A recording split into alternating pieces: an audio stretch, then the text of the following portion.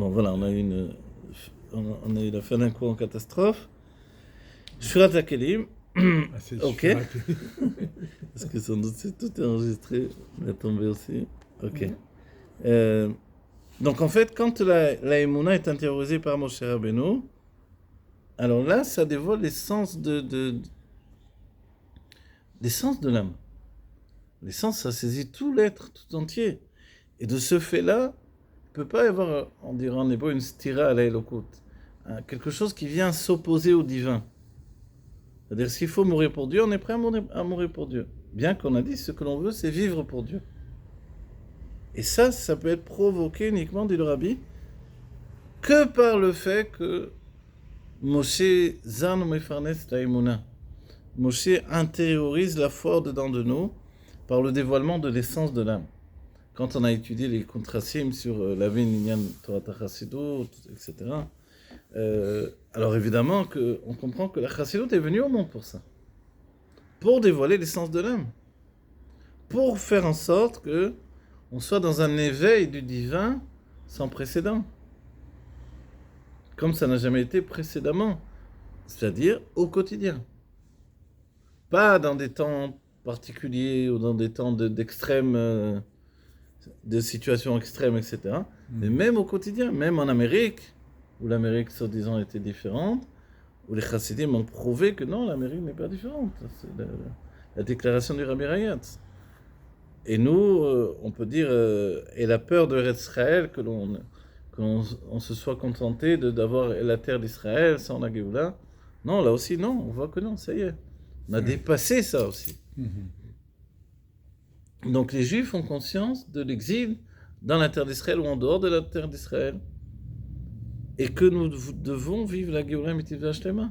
Que nous sommes prêts à donner notre âme pour ça. Notre être tout entier. Mais grâce à tous les Voilà. dévoilements des rabbins. Voilà. Grâce au dévoilement des rabbins, au mode de vie de la Chassidut et le fait que l'Admor HaZaken ait travaillé pour que l'on intègre ce dévoilement de l'essence de l'âme dans mon essence à moi personnellement. Ce qui fait que je ne suis plus tributaire de l'extérieur uniquement. Parce que ce qui manquait avant l'arrivée d'Admor HaZaken, c'est que le fait que je sois attaché à mon rabbi et que je vive avec une osmose de communauté, donc communautaire, c'est que dès que je m'écarte de la communauté, je suis affaibli terriblement. Oui. J'ai plus mes repères et ça y est. Dieu préserve, on a vu des Juifs de France qui vivaient en communauté en France et qui arrivent en Israël et qui ne retrouvent pas leur communauté et qui perdent tout. Oui. Qui ne prient plus en minyan, qui délaissent, alors qu'ils étaient religieux en France. Ils sont plus... On a vu cette situation. Oui. Grâce à Dieu, on a dit tout est en train de se transformer. La Emouna est en train de rejaillir au sein du peuple juif de plus en plus.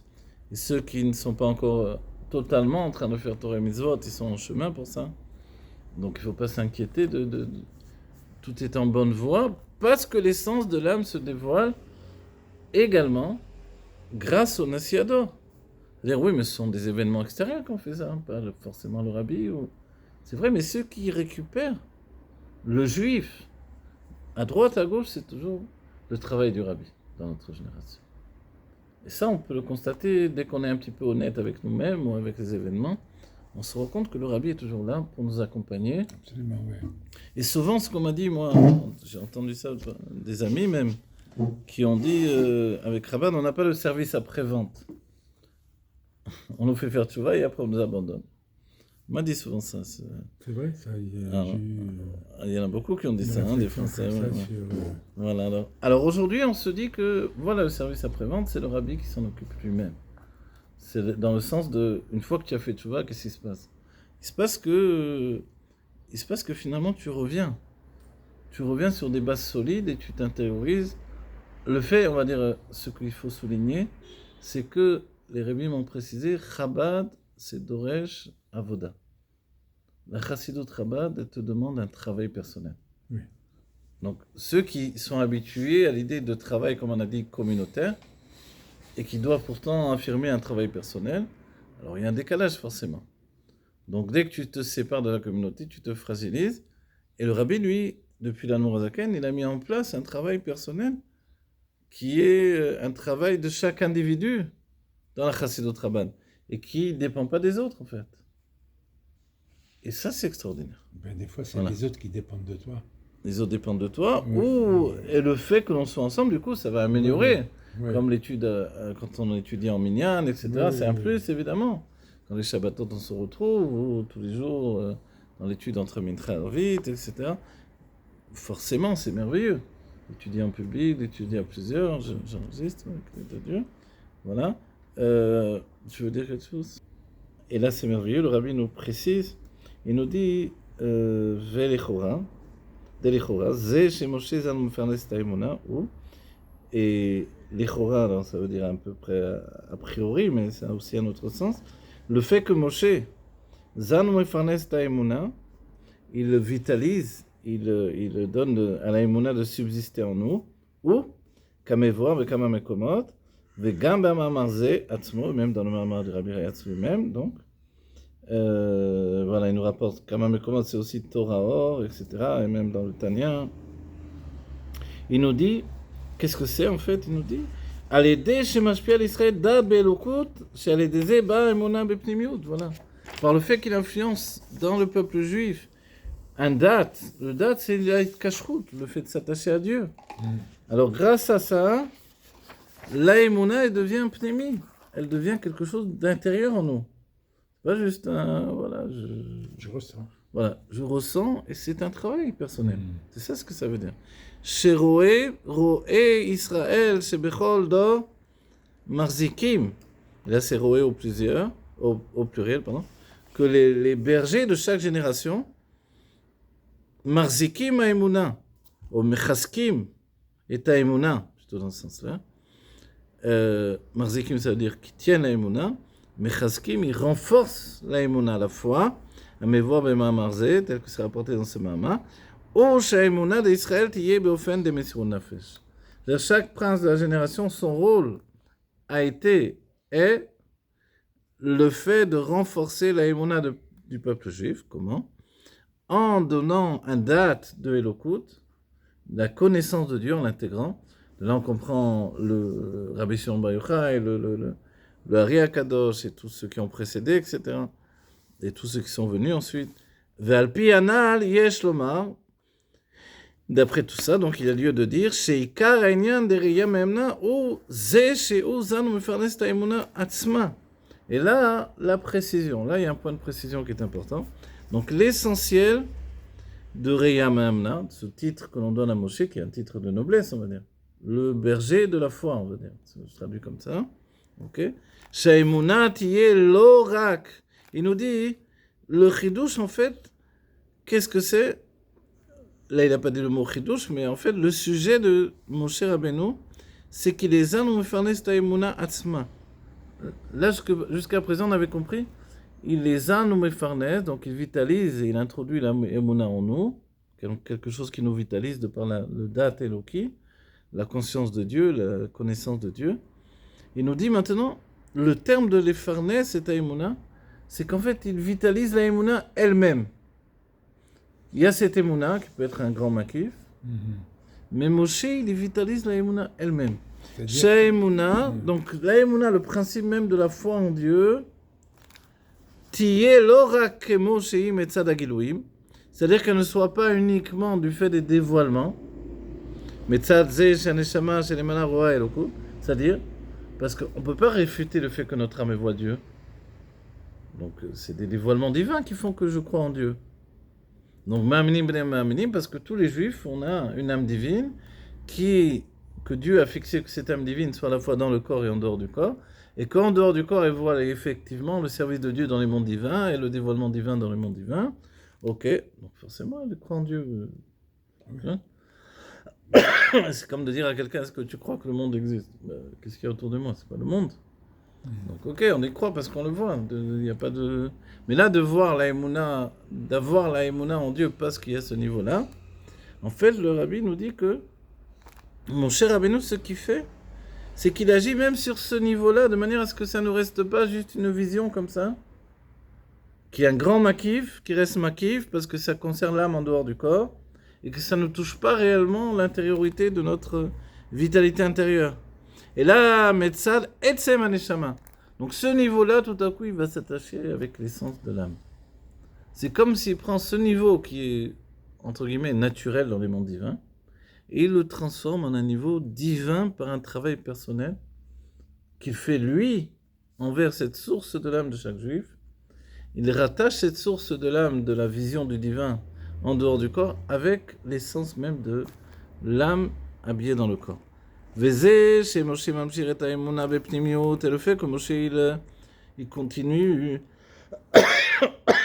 l'Aïmouna à l'intérieur, et Dad Vasaga. Ok, Veze, chez Moshe Mamshir et Taïmouna Bepnimiot, le fait que Moshe lui il continue l'Aïmouna dans l'intériorité du peuple juif, et Dad Vasaga dans la perception. Ou Totsa, Mise, chez Ouzan Mfernes Taïmouna Atzma. C'est-à-dire que Moshe il touche la Emouna elle-même. Et ensuite, il introduit au-dedans de nous. C'est-à-dire on aurait pu penser que Moshe vitalise uniquement la Emouna qui est en nous. Mais non. Il vitalise la Emouna dans son makor, dans sa source. Et ensuite, il intériorise au-dedans de nous. Aem shachad vegilou ya Emouna kemo shei metzad etzem haneshama. Donc en fait, il continue la Emouna telle qu'elle est depuis l'essence de l'âme, au-dedans de nous, de manière à ce que ça soit dévoilé. Le fait de continuer là, d'intérioriser la Emouna à la fois au-dedans de nous, Bedaat, dans la conscience. C'est ça où ça devient une conscience du divin qui est en nous. Ou à l'aider Gilou et Kashrut Atzmi d'Etsem Aneshama. C'est par le dévoilement de l'attachement à l'essence de l'âme.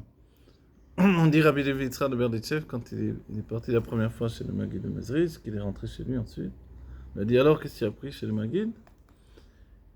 Il a dit, j'ai appris que Vaye ou Elohim. Quelque chose comme ça, quoi. Et on dit, mais non, si on le savait, c'était pas la peine de partir tout ce temps-là. Il a dit, non, mais vous le dites, mais moi je le sais maintenant. Voilà. C'est-à-dire que le Moshe, c'est ça ce qu'il dit le Rabbi. On va dire, bon, mais c'est pas un chidouche, quel est le chidouche? C'est pas un chidouche, c'est que la conscience du divin, elle t'habite maintenant. Elle est en toi, elle t'accompagne, elle devient ta conscience personnelle. C'est ça qu'elle... Et encore, c'est plus fort qu'une vision. Et c'est plus fort qu'une vision, ouais. Il y a même une parole chez les chassidim de dire que le date que tu obtiens par la Bonenout sur le divin, donc la conscience approfondie, ça dépasse même le Gilou Yeliaou. Quoi, le dévoilement d'Eliaou qui viendrait te donner, te donner un secret de Torah, comme ont eu les grands tzadikim, quoi, le Hari, le Rabbi Shimon Yochai. Mais on va dire pourquoi? Et parce que ça, tu as travaillé toi-même. Toi-même, tu as fait un travail qui est proche du Roi Kodesh, en vérité, de l'Esprit Saint divin. Comme David qui rentrait dans les méandres de son attachement à Dieu et qui atteignait des niveaux de Roi Kodesh, au-delà de tout le monde.